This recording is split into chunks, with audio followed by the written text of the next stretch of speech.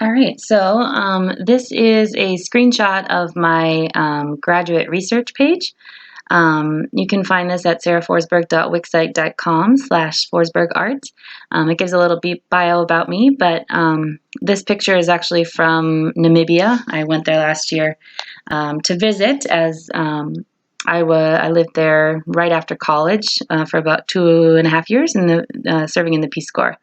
And then after that, I got my first full-time job as an art educator, and I have been working at middle school in St. Paul for the last 6 years. On the right, there's a couple images of work that I've done. I mostly focus on ceramics, but I do have a love for printmaking and drawing as well. So the goal of my research is to design and implement a curriculum that engages social justice topics to then hopefully promote both interpersonal and social empathy in students. And so I entitled my proposal as Educating the Social and Emotional Brain, the Case for Empathic Art Education. And so with this research, I hope to develop a curriculum that engages students in collaboration, both in research as well as art making. And so they'll get engaged in collaborative research, they'll engage in empathic thinking routines, they will use perspective finding activities, and all of this will engage social justice topics. And so in the end, they'll create an artwork to express an issue by stepping inside of that issue and taking someone else's perspective, ideally other than their own.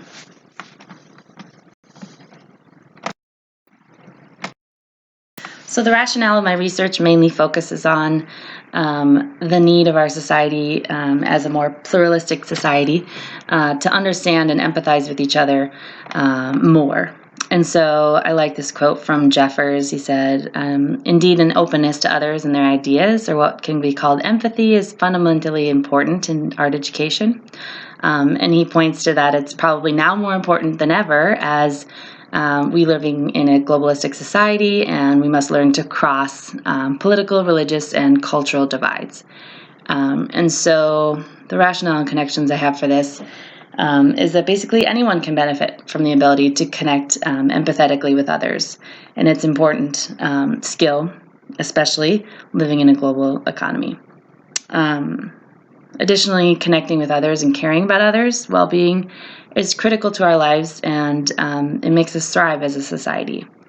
And especially when it comes to the promotion of change, we become less capable of ignoring injustices of others if we are personally connected with them. And so that's empathy's role in that promotion of change.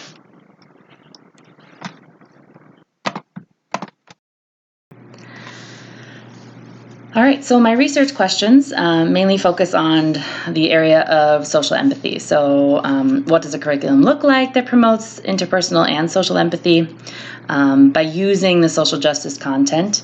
And then what happens when I implement this curriculum, especially as it's using thinking routines that focus on developing empathy specifically. And then finally, what happens when students engage in empathic thinking routines and social justice as a group. So again, most of the curriculum is designed in terms of collaborative groups. All right, so the 3 things that I most want to review from my research and my literature review are the key components of both interpersonal and social empathy. I read a book by Elizabeth Segal called Social Empathy, and she outlines the difference between interpersonal and social empathy. And so interpersonal empathy incorporates the 5 key components of empathy, which is effective response, self-other awareness, emotion regulation, perspective taking, and effective mentalizing. And all of these are interchangeable, and it's not necessarily a fluid process, but all of them are components of empathy, person-to-person empathy. And then in terms of understanding social empathy is the addition of macro perspective taking as well as contextual understanding. And it's said that once we have empathic understandings into discrimination, injustice, or inequality, we are better able to take action that actually promotes that social justice. And so the two key components of like macro perspective taking and contextual understanding actually help us to empathize with an entire group and actually put ourselves not only in someone else's perspective, but understanding the history and experience of others to then step further into their experience, which further elicits empathy. The second thing that I found was that studies have shown that incorporating social and emotional learning curriculum into education actually improves cognition. Blatt-Gross, which is another researcher I used, outlines that social and emotional context gives context to learning, and it actually enables application of that learning. And then combined with art content, art's power to both convey and convert emotional experience could be used towards making learning more memorable and, in fact, more meaningful. And so also, I used a lot of research from CASEL, which is the Collaborative for Academic, Social, and Emotional Learning. And they've developed social and emotional core competencies, and they identify that social awareness is one of the key components to building empathy. And so they outline that the two key components to developing that social empathy or social awareness are both perspective finding and the appreciation of diversity. And so those are the two things that I'm going to focus on as I develop my curriculum for this unit. So the research method that I will be using for my capstone is action research, and May explains it as the study and enhancement of one's own practice. It actually employs the process of taking action and doing research simultaneously, and then using critical reflection to then go back and change anything as necessary.